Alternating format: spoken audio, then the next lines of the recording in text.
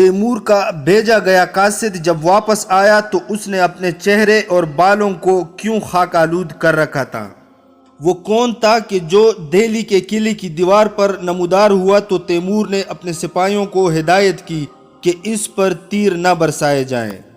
قصہ اس لمحے کا جب میدان جنگ میں تیمور کو اتنے زخم لگے کہ وہ بے ہوش ہو گیا۔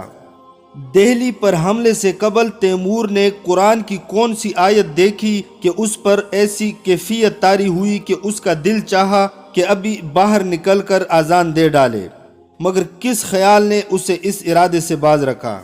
قصہ اس وقت کا جب تیمور نے اپنے سپاہیوں سے کہا کہ دہلی فتح کرنے کی صورت میں انہیں کھلی چھٹی ہوگی کہ وہ کسی بھی نوجوان کو غلام یا کسی عورت کو لونڈی یا کنیز بنا سکتے ہیں، اور 3 دن تک انہیں لوٹ مار کی کھلی اجازت ہوگی۔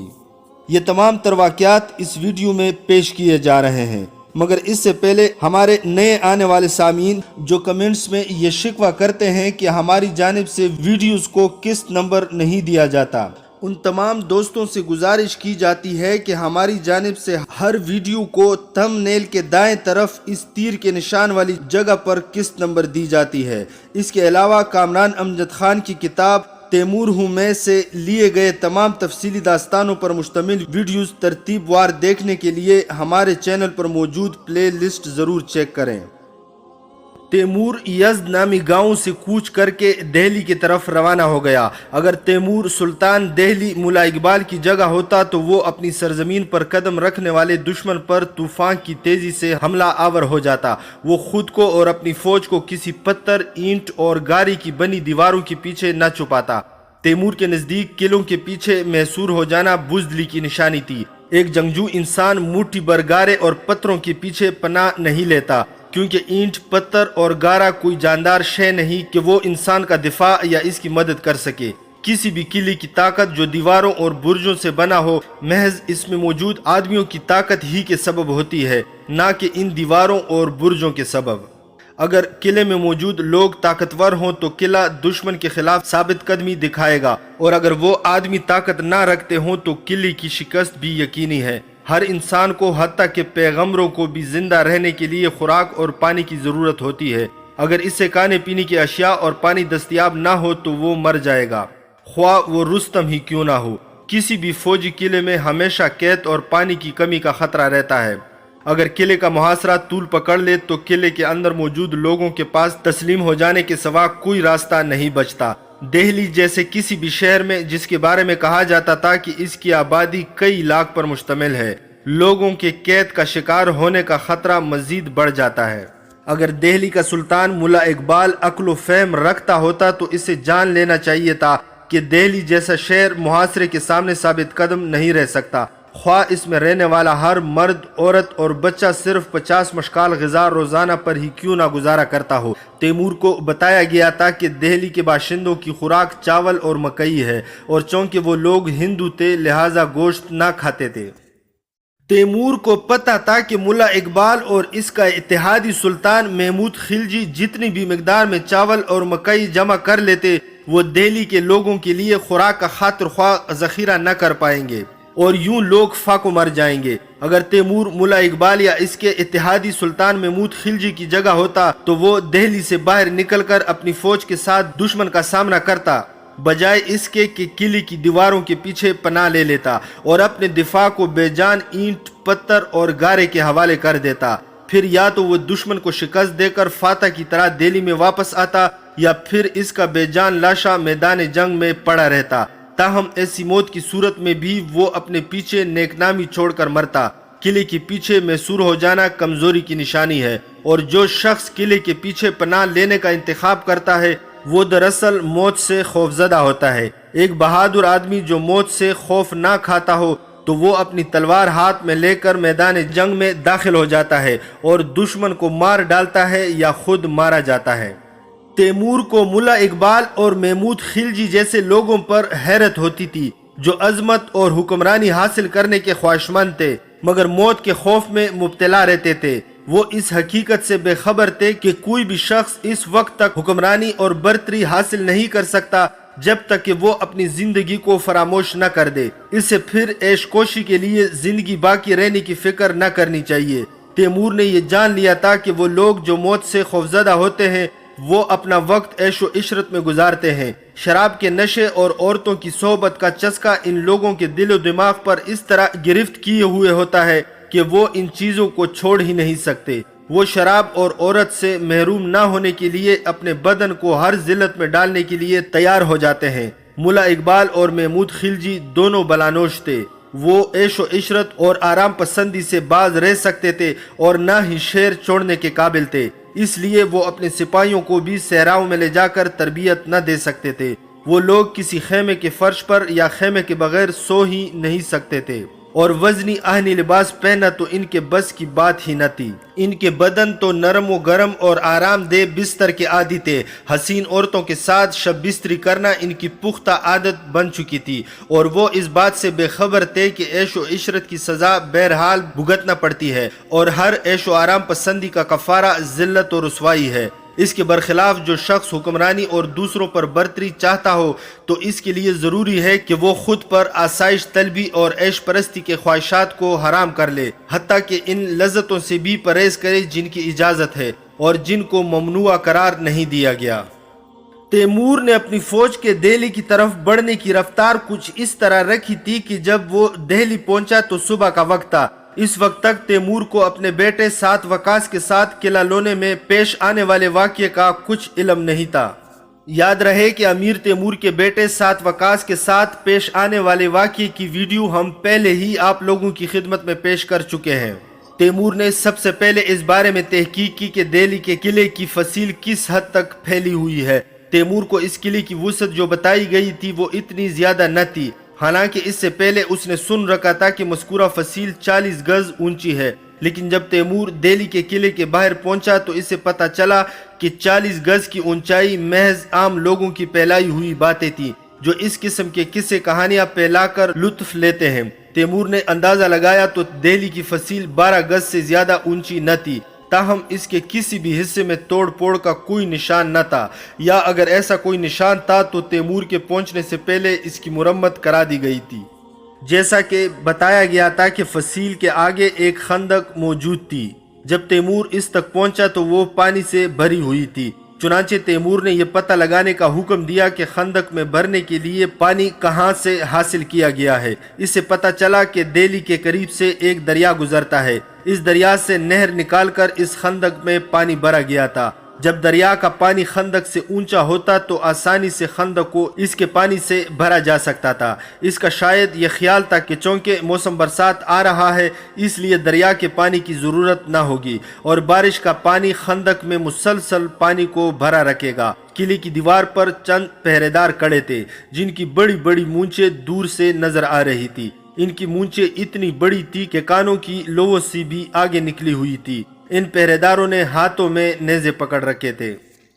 تیمور کی طرح اس کے سپاہی بھی ان بڑی بڑی مونچھوں سے نہ ڈرتے اور انہیں صرف بالوں کے تار تصور کرتے۔ انہیں علم تھا کہ موٹی مونچھوں والا آدمی اگر مونچھوں کی دیکھ بھال کے بجائے جسمانی مشقوں اور اپنے بازوؤں کی دیکھ بھال کرے تو یہ اس چیز کے لیے میدان جنگ میں زیادہ مفید ثابت ہوگی، اس لیے کہ میدان جنگ میں زور بازو سے کام لیا جاتا ہے، مونچھوں سے نہیں۔ قلعے پر کڑے موٹی مونچھوں والے آدمیوں نے سروں پر خود جما رکھے تھے۔ چونکہ تیمور اپنے افسروں کے ساتھ دہلی شہر کے ارد گرد گھوم پھر کر خندق کی کیفیت کا جائزہ لے رہا تھا تو قلعے پر کڑے پہرے دار سمجھ گئے کہ تیمور فوج کا سردار ہے، اور ان میں سے ایک نے اپنی کمان میں تیر چڑھا کر اس کا نشانہ لے ڈالا۔ تیمور کے ساتھیوں میں سے ایک نے اپنی ڈال تیمور کے سینے اور چہرے کے سامنے کر دی تاکہ پہرے دار کا پینگ کا تیر اسے نہ لگ سکے، لیکن پہرے دار کا تیر تیمور تک پہنچ ہی نہ پایا اور جہاں تیمور کھڑا تھا اس مقام سے تقریباً 70 فٹ پہلے ہی گر گیا، حالانکہ پہرے دار نے بلندی سے تیر داغا تھا۔ کسی دیوار کے اوپر سے یا کسی بھی بلند جگہ سے داغا گیا تیر زیادہ فاصلے تک جا سکتا ہے۔ اب تیمور نے اپنے ساتھیوں میں سے ایک سے تیر اور کمان لیا اور اس آدمی کا نشانہ لیا۔ جس نے دیوار کے اوپر سے اس پر تیر داغا تھا۔ تیمور نیچے سے اوپر کی طرف تیر چلانے والا تھا اور عام قانون کے مطابق تیمور کے چلائے تیر کو قلعے کی دیوار پر کھڑے آدمی کے چلائے تیر سے کم فاصلہ طے کرنا چاہیے تھا۔ قلعے کی دیوار پر کھڑا وہ آدمی بھی واضح طور پر اس بات سے آگاہ تھا، کیونکہ جب تیمور نے اس کا نشانہ باندھا تو اس نے تیمور کے چلائے تیر سے بچاؤ کے لیے دیوار کے پیچھے خود کو چھپانا ضروری نہ سمجھا۔ اس کا خیال تھا کہ تیمور کا چلایا تیر اس تک نہیں پہنچ سکتا، لیکن تیمور کا چلایا تیر نہ صرف اس تک پہنچ گیا بلکہ اس کی ضرب اس قدر زوردار تھی کہ جب تیر اس موٹی مونچوں والے کے سینے سے ٹکرایا تو اس سے ہلا کر رکھ دیا۔ اگر وہ شخص آہنی لباس پہنے ہوئے نہ ہوتا تو تیمور اس کے سینے کو چیر کر رکھ دیتا۔ تیمور نے دیکھا کہ وہ شخص تیر لگنے کے بعد آگے کی طرف جھکا اور پھر ایک لمحے بعد سیدھا ہو گیا۔ اس نے اپنے ہاتھ میں تیمور کا تیر پکڑ رکھا تھا، جسے وہ حیرت سے دیکھتے ہوئے اپنے ساتھیوں کو بھی دکھا رہا تھا، یوں جیسے ان سے کہہ رہا ہو، ذرا دیکھو تو صحیح، یہ تیر نیچے سے چلائے جانے کے باوجود مجھ تک کیسے پہنچ گیا۔ جب وہ شخص اپنے ساتھیوں کو دکھانے میں مصروف تھا تو تیمور نے کمان میں ایک اور تیر چڑھا لیا۔ اس وقت ہوا بھی نہ چل رہی تھی جو تیمور کے نشانے کی راہ میں رکاوٹ بنتی۔ تیمور کو یقین تھا کہ اس کا تیر عین نشانے پر لگے گا جیسا کہ اس کا طریقہ کار تھا۔ تیمور نے کمان کی رسی ایک ہی دفعہ کھینچی اور اسے پلک جھپکنے سے کم وقت میں چھوڑ دیا۔ تیمور کے نزدیک جو لوگ تیر چلاتے ہوئے کمان کی رسی کو دیر تک کھینچے رکھتے ہیں وہ غلطی کرتے ہیں۔ دیر تک رسی کھینچے رکھنا دراصل اس ہاتھ کو ہلا دیتا ہے جو کمان تامے ہوئے ہوتا ہے اور یوں نشانہ خطا ہو جاتا ہے۔ تیمور کا چھوڑا دوسرا تیر کمان سے نکلا اور ایک ہی لمحے بعد وہ بڑی مونچوں والے کے چہرے پر جا لگا، جو اس وقت بھی تیمور کے چلائے پہلے تیر کو پکڑے اپنے ساتھیوں کو دکھا رہا تھا۔ وہ شخص اس زور سے چلایا کہ تیمور کو بھی اس کی چیخ سنائی دی اور پھر وہ قلعے کی دیوار کے پیچھے غائب ہو گیا۔ اسی روز ایک اور شخص جو سرخ لباس پہنے ہوئے تھا سورج غروب ہونے سے ذرا پہلے دہلی کے قلعے کی دیوار پر نمودار ہوا۔ اس نے اپنا ہاتھ بلند کیا اور چلایا، امیر تیمور۔ تیمور نے اپنا ہاتھ جواباً بلند کیا اور زوردار آواز میں بولا، میں ہوں امیر تیمور، تجھے مجھ سے کیا کام ہے؟ جب یہ ظاہر ہو گیا کہ وہ شخص نہ تو تیمور کی بات سمجھ سکتا ہے اور نہ ہی تیمور اس کی، تو تیمور نے ترجمان سے کہا کہ وہ اس کی بات اس آدمی کو سمجھا دے۔ ترجمان نے جو بتایا اس کے مطابق وہ شخص دہلی کے سب سے بڑے مندر کا پجاری تھا۔ ہندوؤں کے لیے اس کا مرتبہ ویسا ہی تھا جیسے ہم مسلمانوں کے لیے کسی عظیم مذہبی رہنما کا ہوتا ہے۔ تیمور نے ترجمان سے کہا کہ اس شخص سے پوچھے وہ تیمور سے کیا چاہتا ہے۔ ترجمان نے اس آدمی سے کچھ دیر بات چیت کی اور پھر بولا، برہمن کہہ رہا ہے کہ تمہیں واپس چلے جانا اور اس ملک سے نکل جانا چاہیے، ورنہ تمہیں برہما کے غضب کا شکار ہونا پڑے گا۔ تیمور نے پوچھا، برہما کون ہے اور وہ مجھے کیسے سزا دے گا؟ پجاری نے جواب دیا، برہما وہ ہے جس نے آسمانوں اور زمین اور انسانوں کو پیدا کیا ہے اور تمہارا مقدر بھی اسی کے ہاتھ میں ہے۔ تیمور نے پوچھا، اور وہ مجھے سزا کیسے دے گا؟ پجاری نے جواب دیا، اگر تو واپس نہ مڑا اور تو نے اس ملک سے فوجوں کو نہ نکالا تو تیری زندگی کے دن کم ہو جائیں گے۔ تیمور اس بچگانہ بات پر خوب ہنسا تو پجاری بولا، امیر تیمور، اگر تو واپس مڑ جائے اور اس ملک سے نکل جائے تو مزید 21 برس تک زندہ رہے گا، لیکن اگر تو اپنی ضد پر اڑا رہا اور شہر میں داخل ہو گیا تو تیری زندگی 7 سال کے اندر ختم ہو جائے گی، پھر جنگ میں تیرے مارے جانے کا بھی امکان ہے، لیکن اگر تو معمول کی زندگی بسر کرے گا تو تیرے جنگ میں مارے جانے کا امکان نہیں۔ نذیر الدین عمر تیمور کے ساتھ کھڑا تھا۔ تیمور نے اس سے کہا، تم نے سنا یہ شخص کیا کہہ رہا ہے؟ نذیر الدین عمر بولا، اے امیر، تم ایسے انسان نہیں جو ان باتوں سے خوفزدہ ہو جائے۔ پھر پجاری بولا، اے امیر تیمور، آج تو 63 سال کا آدمی ہے اور اگر تو دہلی فتح کرنے کا ارادہ ترک کر دے اور یہاں سے چلا جائے تو 84 برس کی عمر تک زندہ رہے گا، لیکن اگر تو شہر میں داخل ہوا تو تیری طبعی عمر 70 برس کی عمر میں ختم ہو جائے گی، بشرطے کہ تو اس سے پہلے ہی میدان جنگ میں یا کسی اور وجہ سے نہ مارا گیا۔ اب تیمور نے کہا، اے سرخ لباس والے انسان، میں اور موت 2 انتہائی قریبی دوستوں کی طرح ہیں اور ہم ہمیشہ ایک دوسرے کے آمنے سامنے رہے ہیں۔ میں نے لڑکپن سے لے کر آج تک مسلسل موت کو اپنے سامنے یا آس پاس ہی پایا ہے، اگر تو مجھے ڈرانا چاہتا ہے تو کسی اور چیز سے ڈرا۔ برہمن بولا، میں نے جو کہا حرف بحرف سچ ہے، اور اگر تو واپس نہ مڑا تو تجھے انتہائی غمناک خبر ملے گی۔ تیمور نے پوچھا، کیسی خبر؟ پجاری نے جواب دیا، ایک بیٹی کی موت کی خبر۔ تیمور نے کہا، میرے وہ سب سپاہی جو میدان جنگ میں مارے گئے کسی نہ کسی باپ کے ہی بیٹے تھے، میرا بیٹا ہی ایسا نہیں ہے کہ جس کا باپ ہے، اور اگر اس کی موت کی خبر مجھ تک پہنچتی ہے تو میں بھی ان دوسرے باپوں کی طرح ہوں گا جنہیں ان کے بیٹوں کے مرنے کی خبریں ملی۔ پجاری بولا، اب میں جا رہا ہوں، کیونکہ مجھے تجھ سے جو کہنا تھا کہہ چکا ہوں۔ یہ کہہ کر وہ قلعے کی دیوار سے نیچے اتر گیا۔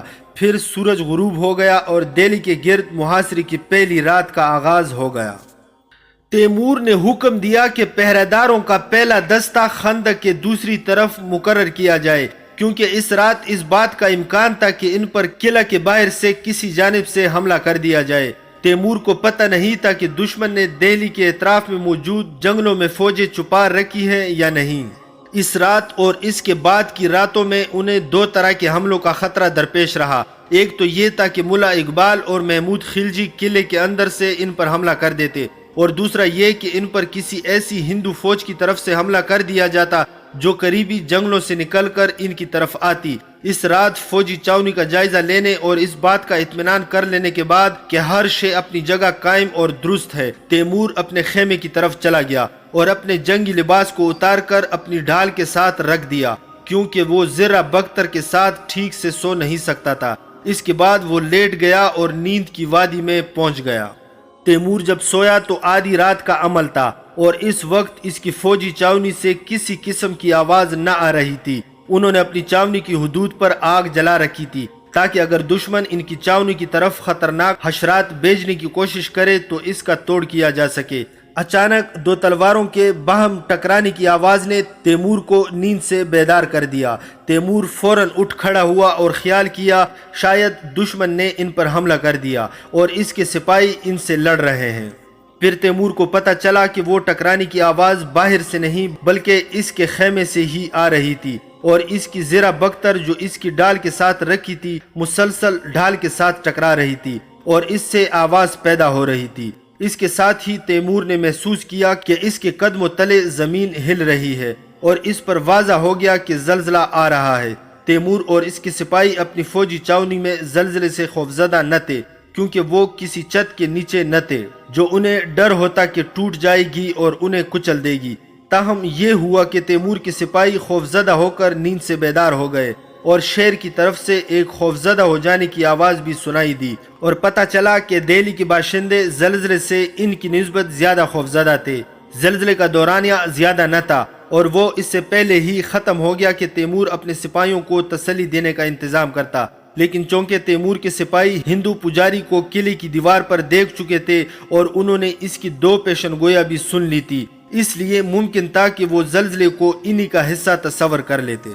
اسی وجہ سے تیمور نے اپنے سرداروں کو حکم دیا کہ سپاہیوں کو یہ تسلی دیں کہ ہوا اور بارش کی طرح زلزلہ بھی ایک واقعہ ہے جو کہیں بھی پیش آ سکتا ہے، اور اس کا واقعہ ہونا خدا کی مرضی پر منحصر ہے، اور کوئی جادو ٹونا کرنے والا اس چیز پر قادر نہیں کہ زلزلہ لے آئے۔ وہ تمام جادوگر جو حیرت انگیز کارنامے دکھانے کا دعویٰ کرتے ہیں وہ زمین پر زلزلے کی طرح کی کوئی چیز لانے کی قوت رکھتے ہیں، اور نہ ہی آسمانوں میں موجود اشیاء میں ایسی کوئی چیز برپا کرنے کی طاقت کے مالک ہیں۔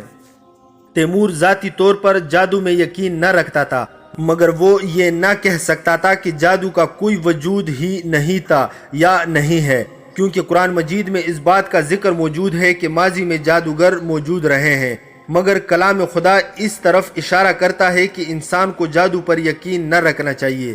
اگر تیمور کے سپاہی قرآن پاک سمجھنے کے قابل ہوتے اور اس کی طرح حافظ قرآن ہوتے تو تیمور کو اس بات کی ضرورت ہی پیش نہ آتی کہ وہ اپنے سرداروں کے ذریعے سمجھاتا اور بتاتا کہ کوئی جادوگر یا کوئی پجاری زلزلہ لانے پر قادر نہیں۔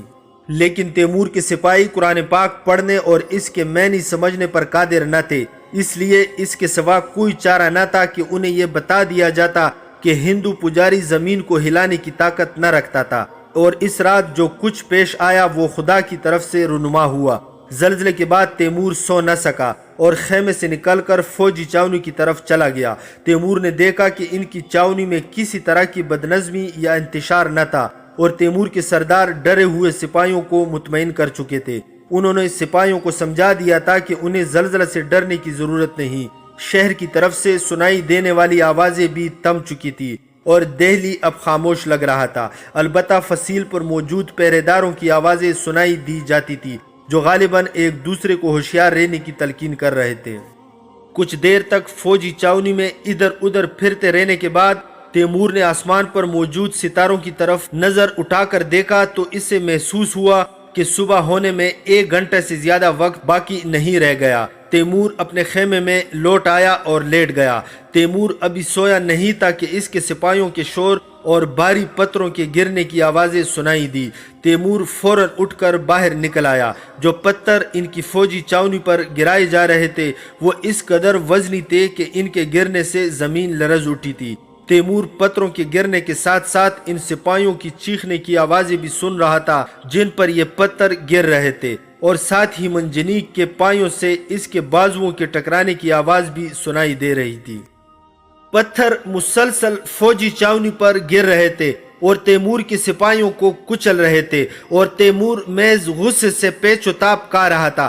تاہم تیمور کا غیظ و غضب خود اس پر تھا، دوسروں پر نہیں۔ اس کے غصے اور غضب کا سبب یہ تھا کہ وہ خود کو اس صورتحال کا ذمہ دار تصور کر رہا تھا اور خود کو ملامت کر رہا تھا کہ بے شمار بڑی بڑی جنگیں لڑنے اور متعدد قلعوں کا محاصرہ کرنے کے باوجود اسے یہ بات سمجھ نہیں آئی کہ کسی قلعے کا محاصرہ کرتے ہوئے اس کے اس قدر نزدیک نہیں ہونا چاہیے کہ شہر سے دن یا رات کے وقت چاونی پر پتھر برسائے جا سکیں۔ تیمور اگر اس روز دہلی کی فصیل پر ایک بھی منجنیق دیکھ لیتا تو فوراً جان لیتا کہ فوجی چاونی فصیل سے فاصلے پر قائم کی جانی چاہیے، مگر چونکہ انہیں کوئی منجنیق دکھائی نہ دی تھی اس لیے تیمور کا دھیان اس طرف نہ گیا تھا۔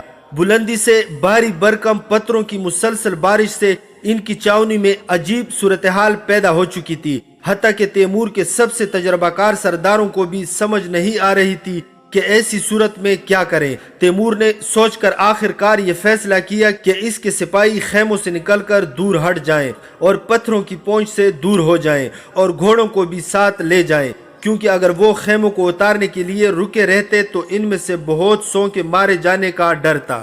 تیمور نے اس رات اپنے کسی سردار کو خوفزدہ ہونے پر سرزنش نہ کی، کیونکہ اس صورتحال میں تو وہ خود بھی خوف کا شکار ہو گیا تھا۔ دراصل وہ جنگجو ہو کر تلوار اور نیزوں کو دیکھنے کے اس قدر عادی ہو چکے تھے کہ تلوار اور نیزوں سے آنے والی موت تک سے خوفزدہ نہ ہوتے تھے، مگر پتھروں کی بارش سے ہونے والی موت چونکہ ان کے لیے بالکل انوکھی تھی اس لیے یہ چیز انہیں خوفزدہ کر گئی تھی۔ تیمور کے تلوار بازی کے استاد سمرتر خان نے اسے ایک بار بتایا تھا کہ ہر جنگجو انسان خواہ وہ کتنا ہی دلیر کیوں نہ ہو، ممکن ہے اس کی زندگی میں کوئی ایسا لمحہ آ جائے جب وہ وحشت کا شکار ہو جائے، اور دنیا میں کوئی ایسا انسان نہیں جو کبھی بھی خوف کا شکار نہ ہوا ہو۔ تاہم دلیر آدمی کا کام یہ ہے کہ وہ ایسے موقع پر جب خوف اس پر چھا جائے ثابت قدم رہے اور ڈگمگائے نہیں، اور یہ سوچے کہ کس طرح خوف کے سبب کو دور کیا جائے، اور اگر خوف کے سبب کو ختم کرنے کا کوئی راستہ نہ پائے تو اسے خود کو موت کے لیے تیار کر لینا چاہیے۔ اس رات اگرچہ پتھروں کی طوفان نے تیمور کو خوفزدہ کر دیا تھا، مگر اس نے خود کو ہوش و خبر سے بیگانہ نہ ہونے دیا، اور جب وہ اپنے خیمے سے باہر نکلا تو اس نے حواس باختہ ہو کر دائیں بائیں دوڑنا شروع نہیں کر دیا، بلکہ وہ سمجھ گیا کہ اس صورتحال میں اسے ثابت قدمی دکھا کر اپنے سرداروں اور سپاہیوں کے لیے مثال بن جانا چاہیے۔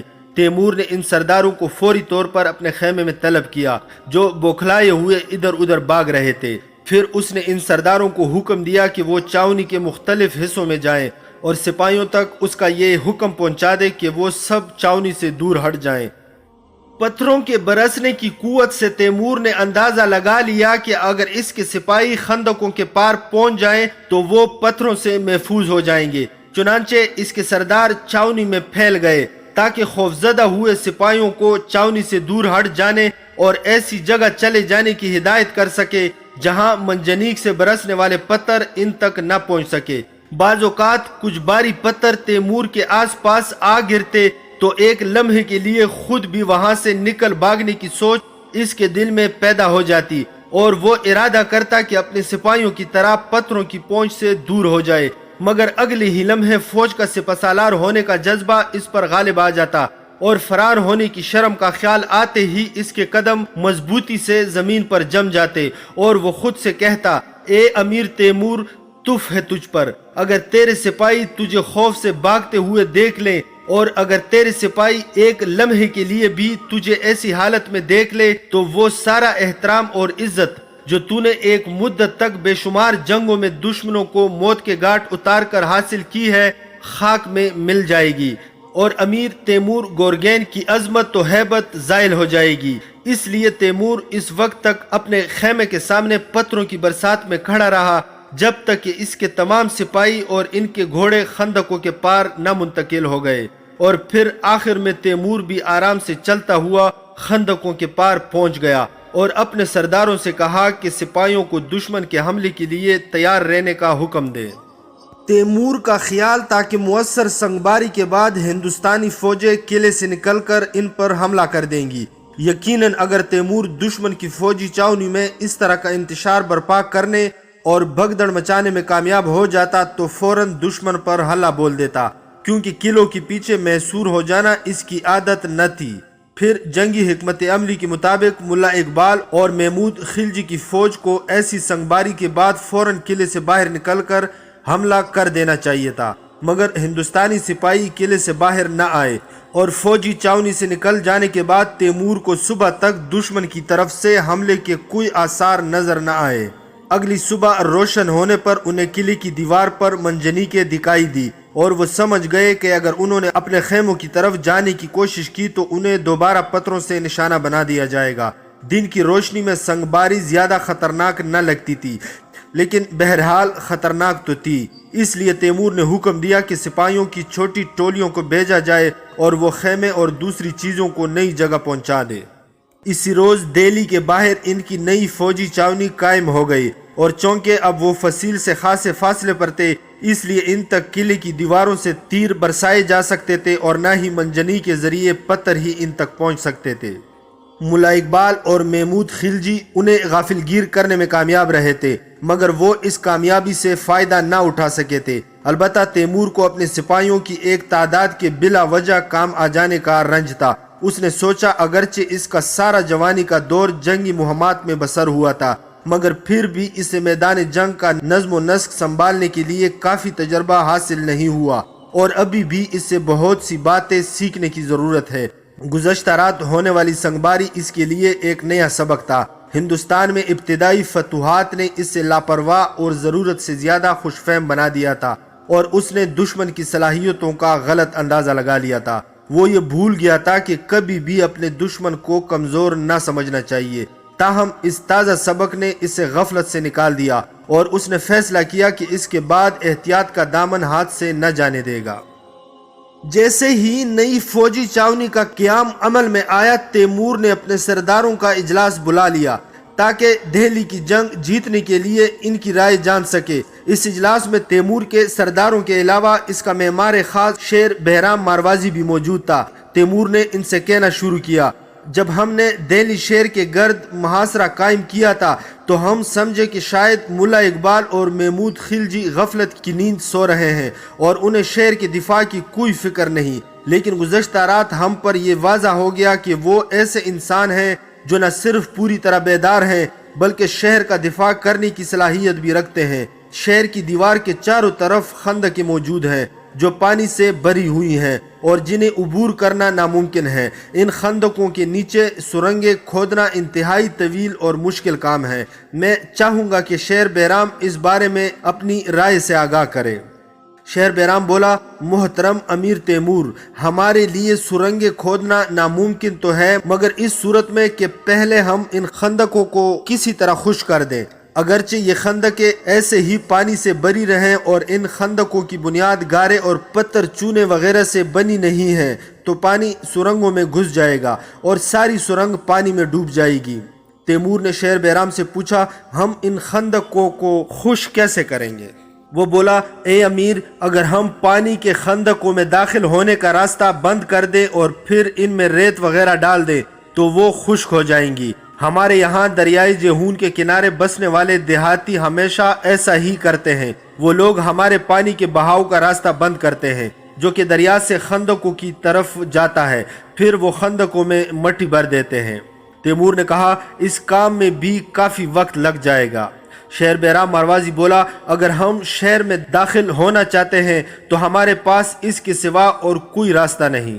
تیمور کے سرداروں میں سے ایک بولا اگر ہم خندقوں کا ایک مخصوص حصہ مٹی سے بھر دیں تو ہم دشمن کو یہ دھوکہ دے سکتے ہیں کہ وہ سمجھے گا ہم خندق پور کرنے کے بعد اس راستے سے شہر میں داخل ہونا چاہتے ہیں، لیکن اسی دوران ہم شہر میں داخل ہونے کے لیے سرنگیں کھود سکتے ہیں۔ چنانچہ انہوں نے خندقوں کو خشک کرنے کے لیے سب سے پہلے دہلی کے دریا کی طرف خندقوں تک بہہ کر آنے والی پانی کا راستہ بند کر دیا۔ یہ راستہ خندقوں کے ساتھ واقع ایک بیابان کے گوشے میں بنا ہوا تھا اور تیمور کو فوراً پتہ لگ گیا کہ دہلی کی خندق کی ایک ہی سطح نہیں ہے بلکہ اس کے کچھ حصے دوسرے حصوں کی نسبت زیادہ بلند تھے۔ بلند حصوں میں داخل ہونے کے بعد پانی خود بخود بہتا ہوا دوسرے حصوں تک چلا جاتا تھا۔ شہر بیرام مروازی نے بتایا کہ انہیں خندق کے بلند حصوں کو خشک کرنا ہوگا۔ اگر وہ بلند حصے والی خندقوں کو خشک کر لیں اور اس کے نیچے سرنگ کھود لیں تو نچلی سطح والے حصوں میں سرنگوں کی کھدائی کے حوالے سے زیادہ مطمئن ہو سکتے ہیں، کیونکہ نچلی سطح والے حصوں میں پانی داخل ہونے کا خطرہ بدستور موجود رہے گا، لیکن جب خندق کا بلند حصہ خشک ہو جائے گا اور اس کے نیچے سرنگیں کھود لی جائیں گی تو پانی کے نچلی سطح کی طرف جانے کا کوئی امکان نہ ہوگا، کیونکہ پانی ہمیشہ بلندی سے نیچے کی طرف آتا ہے اور نچلی سطح سے اس کے اوپر جانے کا کوئی امکان نہیں ہوتا۔ جب فوج کے سرداروں کے اجلاس میں متفقہ فیصلہ ہو گیا تو تیمور نے اسی دن اس پر عمل شروع کر دیا۔ اس نے حکم دیا کہ آس پاس کی بستیوں میں رہنے والے تمام لوگوں کو بیگار پر لگا دیا جائے تاکہ دریا سے خندق تک پانی لے جانے والے راستے کو جلد از جلد بند کر دیا جائے اور خندق کے بلندی والے حصے کو کم از کم 100 فٹ کی لمبائی تک خشک کر دیا جائے۔ دہلی کے دریا جو غالباً مراد دریائے جمنا ہے سے خندق تک پانی لے جانے والے راستے کو بند کرنا زیادہ دشوار نہ تھا، لیکن خندقوں کو مٹی سے پر کرنا خاصا کٹن تھا۔ خندق اور دریا کے درمیان پانی گزرنے کو اسی دن سپیر تک بند کر دیا گیا اور اس کے بعد تیمور کے سپاہیوں اور آس پاس کے دیہات کے ان لوگوں نے جنہیں انہوں نے بیگار پر لگا رکھا تھا خندقوں میں مٹی بھرنے کے کام کا آغاز کر دیا تاکہ وہ خشک کی جا سکے، مگر وہ جس قدر بھی مٹی ڈالتے رہے اور ایسا لگتا کہ جیسے وہ مٹی دریا میں ڈال رہے ہوں، کیونکہ خندقوں میں پانی خشک ہونے کے کوئی آثار نظر نہ آ رہے تھے اور نہ ہی یہ لگتا تھا کہ خندقوں کا کوئی حصہ ان کی پینک کی مٹی سے بھر رہا ہے۔ شیر بیرام مروازی کا کہنا تھا کہ اسے اس بات میں کوئی شک نہیں کہ مٹی ڈالتے رہنے سے خندق خشک ہو جائے گی۔ انہوں نے دیکھا کہ خندق کے جس حصے میں مٹی ڈالی جا رہی تھی وہ چونکہ بلندی والا تھا تو پانی کا بہاؤ مٹی کو نیچے کی طرف لے جاتا، لہٰذا انہیں پانی کا بہاؤ روکنے کے لیے خندق کے بلند سطح والے حصے کو پتھروں اور اینٹوں سے بھرنا تھا۔ چنانچہ تیمور نے اپنے سپاہیوں اور مقامی لوگوں کو حکم دیا کہ وہ مٹی کی جگہ پتھر اور اینٹیں اٹھا کر لائیں۔ سورج غروب ہونے کے بعد بھی وہ لوگ دور دراز سے پتھر اٹھا کر لا رہے تھے تاکہ خندق کے ایک حصے کو ان سے بھر سکے۔ قلعے کی دیواروں پر کھڑے ہندوؤں نے جان لیا کہ وہ لوگ کیا کر رہے ہیں اور یہ کہ ان کا ارادہ خندق کے ایک حصے کو خشک کرنا ہے۔ انہوں نے سمجھا کہ تیمور کے سپاہی خندق کے اس حصے کو خشک کر کے وہاں سے خندق پار کرنا اور قلعے پر حملہ کرنا چاہتے ہیں، مگر وہ یہ نہیں جانتے تھے کہ دراصل تیمور کے سپاہی وہاں سرنگیں کھودنا چاہتے ہیں۔ جب ہندوؤں نے جان لیا کہ تیمور کے سپاہی کیا کر رہے ہیں تو انہوں نے انہیں خندق کے قریب پہنچتے ہی پتھروں سے نشانہ بنانا شروع کر دیا اور رات کا اندھیرا پھیل جانے کے بعد انہوں نے منجنی کے ذریعے تیل میں بھیگے ہوئے کپڑوں کو آگ لگا کر ان پر پھینکنا شروع کر دیا۔ رات کے وقت تیمور کے سپاہیوں کے لیے پتھروں کے ذریعے خندق کو بھرنا خاصا مشکل ہو گیا تھا، لیکن انہیں ہر صورت اپنا کام جاری رکھتے ہوئے خندق کو بھرتے رہنا تھا تاکہ جلد از جلد اپنے اصل منصوبے کو عملی جامہ پہنا سکے۔ تیمور کی فوج کے ترکانوں نے 5 بڑی منجنیقیں تیار کر لی اور انہیں اس جگہ لا کھڑا کیا جہاں وہ لوگ خندق کو بھر رہے تھے۔ چنانچہ انہوں نے اپنی ان منجنیقوں کے ذریعے قلعے پر کڑے محافظوں کو پتھروں کا نشانہ بنانا شروع کر دیا۔ ان کے اس جوابی حملے نے قلعے کی دیوار سے ہندوؤں کی طرف سے برسائے جانے والے پتھروں کی شدت میں خاصی کمی کر دی اور یوں ان کے پتھر بھرنے والے سپاہی خندق میں پتھر بھر کر پانی کا راستہ روکنے میں کامیاب ہو گئے۔ اس کے بعد ان کے کام میں تیزی آ گئی، اور چونکہ پانی کا بہاؤ رک چکا تھا لہٰذا وہ لوگ خندق میں مٹی ڈال کر اس کے ایک حصے کو خشک کرنے میں کامیاب ہو گئے۔ جیسے ہی خندق کی تہہ میں مٹی بھر دی گئی اور اس کا ایک حصہ خشک ہو گیا تو شیر بیرام ماروازی نے سرنگ کھودنی شروع کر دی۔ سرنگ کھودنے کا منصوبہ یہ تھا کہ اسے ہندوؤں سے بالکل خفیہ رکھا جائے، اور ان کی کوشش تھی کہ ہندوؤں کو معلوم نہ ہونے پائے کہ وہ قلعے کی دیوار کو گرانے کا ارادہ رکھتے ہیں۔ ہندوستانیوں کو دھوکے میں رکھنے کے لیے تیمور نے ایک دکھاوے کا ڈرامہ کرنے کا حکم دیا، جس کے تحت اس کے سپاہی مسلسل خندق کے خشک ہونے والے حصے کو پار کر کے قلعے کی دیواروں پر چڑھنے کی کوشش کرتے رہتے۔ انہوں نے اس ڈرامے میں رنگ بھرنے کے لیے ایک فرضی پل بھی بنا لیا تھا اور لمبی لمبی سیڑھیاں تیار کر کے خندق کے خشک کیے ہوئے حصے کے پاس لے آئے، تاکہ ہندوستانی یہی تصور کرے کہ وہ قلعے کی فصیل پر چڑھنے کا ارادہ رکھتے ہیں۔ حقیقت میں خندق کا اب دریا کے پانی سے کوئی تعلق نہ رہا تھا اور وہ خشک ہو رہی تھی، اور اس کے کچھ حصوں کو پار کر کے بآسانی دوسری طرف جایا جا سکتا تھا۔ تیمور کے سپاہی چاہتے تو دیواروں پر چڑھ کر حملہ کر سکتے تھے، لیکن چونکہ تیمور کو یہ بات اچھی طرح پتہ تھی کہ وہ بارود کی مدد سے قلعے کی دیواروں کو مسمار کر سکتے ہیں، اس لیے وہ محض سیڑھی کے سہارے اپنے سپاہیوں کو دیوار پر چڑھنے اور دشمن کے سامنے خطرے میں گھر جانے کے لیے نہ بھیجنا چاہتا تھا۔ شیر بیرام ماروازی دن رات کام میں مصروف تھا، اور پھر ایک روز وہ تیمور کی خدمت میں حاضر ہوا اور بولا، اے میرے عظیم امیر، سرنگ کھودنے کا کام پایہ تکمیل کو پہنچ گیا ہے، اور ہم نے قلعے کی دیوار کے نیچے بارود رکھنے کے لیے بہت بڑا گھڑا بھی کھود لیا ہے، اور اب تم چاہو تو اس گھڑے میں بارود رکھ کر جب چاہو اسے آگ دکھانے کا حکم دے سکتے ہو۔ شیر بیرام ماروازی نے وہ گھڑا عین اسی جگہ کھودا تھا جہاں تیمور کے سپاہیوں نے خندق کے ایک حصے کو خشک کر کے پل تعمیر کر رکھا تھا، تاہم جب دیوار بارود کے ذریعے مسمار ہو جائے تو سپاہی فوری طور پر پل کو عبور کر کے قلعے میں داخل ہو جائیں اور شیر پر حلا بول دیں۔ تیمور نے اپنی فوج کے چیتن سپاہیوں کو شہر میں داخل ہو کر حملہ کرنے کے لیے چنا اور انہیں جنگی لباس مہیا کر دیا۔ تیمور کو توقع تھی کہ شہر میں حملہ کرنے کے بعد انہیں سخت مزاحمت کا سامنا کرنا پڑے گا۔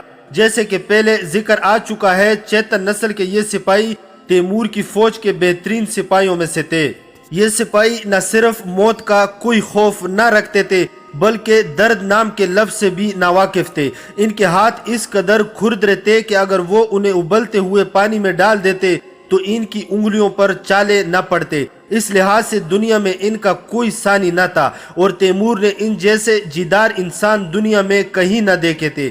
لیکن اپنی تمام تر سخت گیری اور بہادری کے باوجود یہ چیتن سپاہی انتہائی سادہ انسان تھے، اور انہیں اپنا غلام بنائے رکھنے کے لیے صرف ان کے نفسیاتی اوصاف سے واقف ہونا ضروری تھا۔ تیمور کو پوری امید تھی کہ قلعے کی دیواروں کے گرنے کے بعد وہ دشمن کی بوکھلاہٹ سے بھرپور فائدہ اٹھانے میں کامیاب رہے گا، لیکن اس کے باوجود بھی وہ احتیاط کا دامن ہاتھ سے نہ چھوڑنا چاہتا تھا۔ اس لیے اس نے چیتن سپاہیوں کو قلعے میں سب سے پہلے داخل ہونے والوں کے طور پر منتخب کیا، اور پھر دیگر سپاہیوں کو ان کے پیچھے شہر میں داخل ہونے کی ہدایت کی۔ سب سے پہلے قلعے میں داخل ہونے والے چیتن سپاہیوں کے بعد ابدال کلزئی کے سپاہیوں کو، جو کلاب پھینکنے کے ماہر تھے، شہر میں داخل ہونا تھا۔ جن دنوں وہ لوگ دہلی کے قلعے کی دیواروں کے باہر محاصرہ کیے ہوئے تھے تو تیمور اپنے بیٹے کے واقعہ سے بے خبر اس کی وہاں آمد کا منتظر تھا، مگر چونکہ ان سے عام ملنے کے کوئی آثار نہ تھے تو تیمور نے اس کے بارے میں پتہ کرنے کے لیے ایک قاصد روانہ کرنے کا فیصلہ کیا۔ جب وہ قاصد واپس آیا تو اس نے اپنے سر اور چہرے کو خاک آلود کر رکھا تھا، اور اسے دیکھتے ہی تیمور سمجھ گیا کہ وہ اسے کیا سمجھانا چاہتا ہے۔ تیمور نے قاصد سے کہا، کسی طرح کا خوف دل میں نہ لا، اور تیرے پاس جو بھی خبر ہے مجھے بتا دے۔ وہ قاصد بولا، تمہارا بیٹا اپنے تمام سپاہیوں سمیت کارتار کے ہاتھوں گرفتار ہو گیا تھا، اور پھر قلعہ لونے کے کوتوال کارتار نے اسے قتل کرا دیا۔ تیمور بولا، خدا اس پر اپنی رحمت کرے، وہ ایک باپ کا صحیح جانشین ثابت ہوا، جو جانتا تھا کہ ایک مرد کو میدان جنگ میں موت کو گلے لگا لینا چاہیے۔ پھر اس نے قاصد سے پوچھا، آیا تو میرے بیٹے کے قتل کی تفصیلات جانتا ہے؟ اس نے کہا وہ اس بارے میں لا علم ہے، تاہم اتنا معلوم کر سکا ہے کہ وہ مردانگی کے ساتھ مرا اور مرتے وقت اس نے کسی قسم کے خوف یا آؤزاری کا مظاہرہ نہیں کیا۔ تیمور نے قاصد سے کہا بس میں یہی جاننا چاہتا تھا۔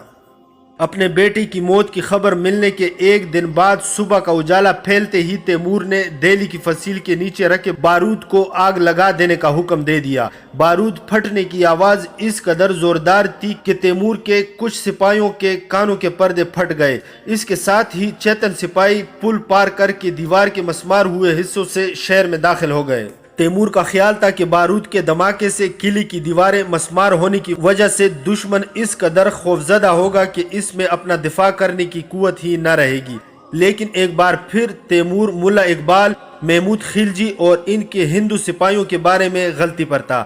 اگرچہ وہ حیران اور بارود کے ذریعے دیواروں کے مسمار ہونے سے خوفزدہ ہوئے، مگر انہوں نے بہت جلد اپنے خوف پر قابو پا لیا اور ان کے بڑی بڑی مونچھوں والی ہندو سپاہی تیمور کے سپاہیوں کے خلاف کلہاڑوں اور نیزوں سے صف آرا ہو گئے۔ جب تیمور کے سپاہی شہر میں داخل ہوئے تو انہوں نے خود کو آہنی لباس پہنے سپاہیوں کے سامنے پایا۔ ہندو سپاہی زیرہ بختر پہنے ہوئے تھے، مگر ان کے پاس آہنی لباس اور خود نہ تھے۔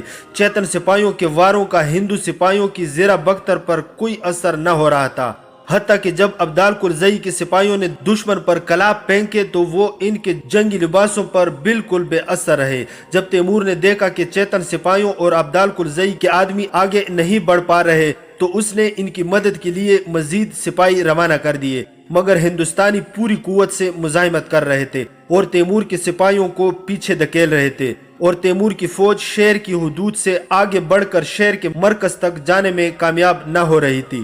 جب سورج ذرا بلند ہوا تو ہندوستانی اپنی جنگوں کے لیے تیار کیے ہوئے ہاتھیوں کو میدان جنگ میں لے آئے۔ اگرچہ تیمور کے سپاہی ان ہاتھیوں سے خوفزدہ نہ تھے، مگر انہیں ان عظیم الجثہ جانوروں کے باعث بے حد نقصان اٹھانا پڑ رہا تھا۔ ان میں سے کچھ تو ہاتھیوں کے پیروں تلے آ کر کچلے گئے اور بعض کو ان تربیت یافتہ ہاتھیوں نے سونڈ میں اٹھا کر دور پٹخ دیا۔ تیمور نے مزاحمت کاروں کی توجہ منتشر کرنے کے لیے اپنے کچھ سپاہیوں کو حکم دیا کہ وہ شہر کی فصیل کے دوسرے حصوں پر سیڑھیوں کے ذریعے چڑھ کر شہر میں داخل ہو جائیں، لیکن ہندوستانی سپاہیوں نے قلعے کی فصیل پر بھی زبردست مقابلہ کیا اور تیمور کے سپاہی قلعے کی دیوار پر کسی اور مقام پر اپنا قبضہ مضبوط کرنے میں ناکام رہے کہ وہاں سے شہر کے اندر پہنچ کر ہندوستانی سپاہیوں کے عقب سے حملہ کر پاتے۔ تیمور کی فوج نے بارود کی مدد سے دہلی کی فصیل کا جو حصہ مسمار کیا تھا وہ اگر تنگ نہ ہوتا تو تیمور اس سے اپنی ساری فوج کو شہر میں داخل کر دیتا اور دہلی کی جنگ کا اسی روز فیصلہ ہو جاتا، مگر دیوار کا مسمار شدہ حصہ تنگ تھا اور اس سے ساری فوج کو اندر داخل نہیں کیا جا سکتا تھا۔ اب انہیں یہ کرنا تھا کہ قلعے کی فصیل کے شگاف کے دونوں اطراف کچھ گڑھے کھود کر ان میں دوبارہ بارود بھرتے اور فصیل کے کچھ اور حصوں کو گرا کر شگاف کو کشادہ کر لیتے۔ یہ کام اسی روز ہونا تھا، کیونکہ اگر ہندوستانیوں کو یہ پتہ چل جاتا کہ وہ لوگ دیوار کے مزید حصوں کو مسمار کرنے کا ارادہ رکھتے ہیں تو وہ اس شگاف کے سامنے ایک اور دیوار تعمیر کر دیتے اور ملا اقبال جیسے قابل مزاحمت کار کے لیے نئی دیوار تعمیر کرانا کوئی مشکل کام نہ تھا۔ جن لوگوں کو بیگار پر لگایا جا سکتا تھا تیمور نے انہیں حکم دیا کہ وہ ان کے بنائے شگاف کے دونوں اطراف کھود کر گڑھے بنا دے تاکہ ان میں بارود رکھ کر اسے آگ لگائی جا سکے۔ اسی روز غروب ہونے تک انہوں نے کچھ چھوٹے گڑھے تو تیار کر لیے، مگر وہ اتنے بڑے نہ تھے کہ ان سے دہلی کی فصیل میں خاطر خواہ شگاف ڈالا جا سکتا، کیونکہ جیسا کہ پہلے بتایا گیا ہے کہ دہلی کی دیوار پتھروں سے بنائی گئی تھی اور 12 گز بلند تھی اور چھوٹے چھوٹے گڑھوں سے اس مضبوط دیوار کو گرانا ممکن نہ تھا۔ چنانچہ مجبوراً تیمور کی فوج کو رات کے وقت شہر سے پیچھے ہٹنا پڑا۔ اس روز ان کا کافی وقت زخمیوں کے علاج معالجے اور ان کی مرہم پٹی میں گزرا۔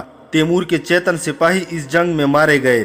تیمور نے حکم دیا کہ ان کی لاشوں کو ایسی جگہ رکھا جائے جہاں وہ جانوروں کی نوچ کسوٹ سے محفوظ رہیں اور جنگ ختم ہونے کے بعد انہیں دفن کر دیا جائے۔ اس رات تیمور کے سپاہی تک چکے تھے اور انہیں آرام کی ضرورت تھی تاکہ اگلے دن کی جنگ کے لیے تیار ہو سکیں۔ اس لیے تیمور نے انہیں مردوں کو دفنانے کے کام پر مجبور نہ کیا، کیونکہ اگر وہ اس کام میں لگے رہتے تو تھک جاتے اور اگلے دن کی جنگ میں ٹھیک طرح سے لڑ نہ پاتے، کیونکہ تھکا ہوا سپاہی ٹھیک سے نہیں لڑ سکتا۔ اس رات تیمور نے اپنے افسروں کو بلایا اور ان سے کہا کہ اپنے سپاہیوں کو بتا دو کہ کل میں خود ہتھیار لے کر میدان جنگ میں اتروں گا اور دہلی پر قبضہ کروں گا، یا پھر میری لاش شہر کی گزرگاہ پر پڑی ہوگی۔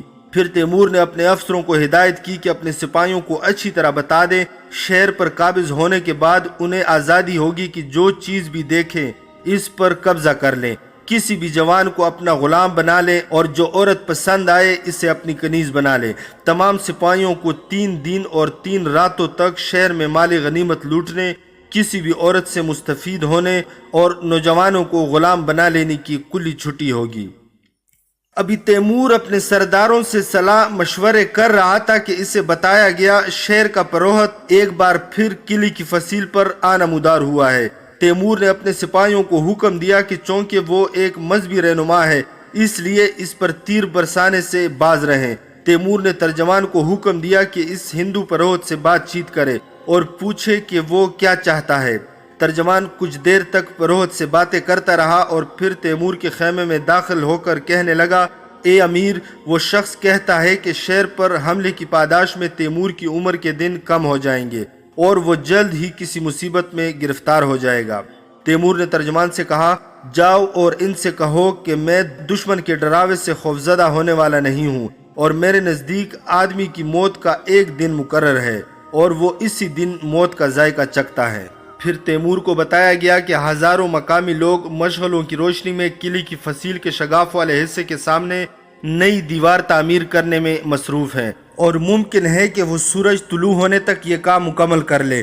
پھر انہیں شہر میں داخل ہونے کے لیے اس نئی دیوار کو مسمار کرنا ہوگا۔ تیمور نے حکم دیا کہ ان دیوار تعمیر کرنے والوں پر پتھر برسائے جائیں تاکہ وہ مطمئن ہو کر کام نہ کر سکے۔ اس رات بھی ان کی فوجی چاونی فصیل سے خاصے فاصلے پر تھی، کیونکہ انہیں پتہ تھا کہ اگر وہ شہر کے نزدیک ہوئے تو ان پر پتھر برسنے لگیں گے۔ جب فوج کے سرداروں سے صلاح مشورہ مکمل ہو گیا تو تیمور نے اپنے ملازم سے کہا ان کا ذاتی قرآن مجید لے کر آئے۔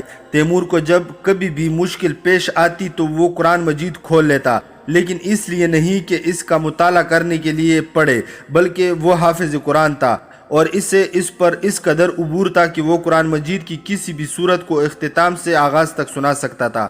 وہ قرآن مجید اس لیے کھولتا تھا کہ اسے کھولتے ہی جو بھی آیت اس کے سامنے آ جائے تو اس کی مدد سے درپیش مشکل کے بارے میں پیش بینی کر سکے۔ اگرچہ اس کا عقیدہ تھا کہ انسان کے ساتھ جو کچھ بھی پیش آتا ہے وہ اس کا مقدر ہوتا ہے اور وہ ہو کر رہتا ہے۔